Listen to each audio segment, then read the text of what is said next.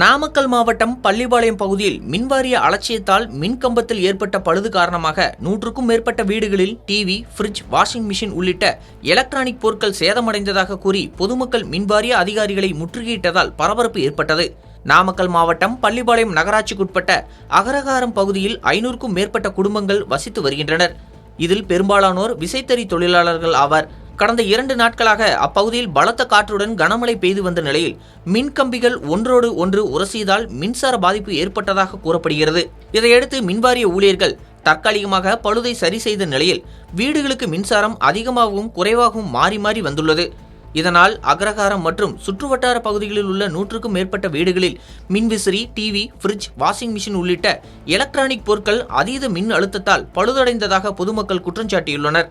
இதனால் ஆத்திரமடைந்த பொதுமக்கள் பாதிப்புகளை ஆய்வு செய்ய வந்த பள்ளிபாளையம் மின்சார வாரிய ஏஇ ராமதுரையை முற்றுகையிட்டு வாக்குவாதத்தில் ஈடுபட்டனர்.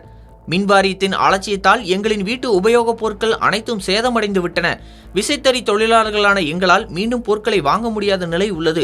எனவே மின்வாரியம் இழப்பீடு வழங்க வேண்டும் என கோரிக்கை விடுத்தனர். இதற்கு பதிலளித்த மின்வாரிய அதிகாரிகள் இயற்கை காரணங்களால் ஏற்படும் இதுபோன்ற சம்பவங்களுக்கு உடனடியாக இழப்பீடு வழங்குவது குறித்து அதிகாரிகளுடன் ஆலோசித்து தெரிவிப்பதாக கூறி பொதுமக்களை சமரசப்படுத்தினர். தொடர்ந்து பாதுகாப்பு நடவடிக்கையாக மின் இணைப்பு துண்டிக்கப்பட்டு பாதிப்பு ஏற்பட்ட மின் கம்பங்கள் மற்றும் மின் கம்பிகளில் மின்வாரிய ஊழியர்கள் சீரமைப்பு பணிகளில் ஈடுபட்டு வருகின்றனர். எல்லாருமே கூலிக்காரர் சம்பளத்துக்காரர், யாரும் முதலாளி யாரும் இல்லை. இதுக்கு அவங்களுக்கு ஒரு சொல்யூஷன் வேணும்.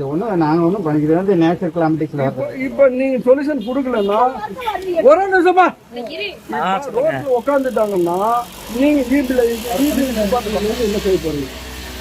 அவங்க 1-2 போயிருச்சுன்னா யாரும் அதை பற்றி கவலைப்பட போகிறாங்க. எல்லாருமே அன்னைக்கு கூலி வேலைக்கு போகிறவங்க தான். எல்லாம் வேலைக்கு போகிறவங்க இருக்க ஒரு நிமிஷம். ஒருத்தர் வீட்டில் ஃப்ரிட்ஜு, டிவி ஒவ்வொன்றும் போகுது. அவங்க ரொம்ப சிரமப்படுறாங்க. அதாவது ஒரு 100 ரூபா 50 ரூபாய் பொருள்னா ரேட் ஓகே. ஒரு 1000-2000 செலவு வச்சிருச்சு அப்படின்னா அவங்க ரொம்ப சிரமப்படுறாங்க. அவங்க எப்படி அவங்க அதை மேனேஜ் பண்றாங்க வந்து எங்க ஃபால்ட் நாம ஏதாவது நேச்சர் அதாவது ஒரு தடவை நடந்திருந்தா அது வந்து இன்ஸ்டன்ட் ஆக்சிடென்ட் ஓட வச்சுக்கலாம். செகண்ட் டைம் திருப்பி நடக்கும் போது தானே பிரச்சனை இருக்குது. எனக்கு சொன்னாங்க வந்து அப்பவே வந்து போர்மேன் அனுப்பிச்சனால அதே ப்ராப்ளம் இருக்கு வருது.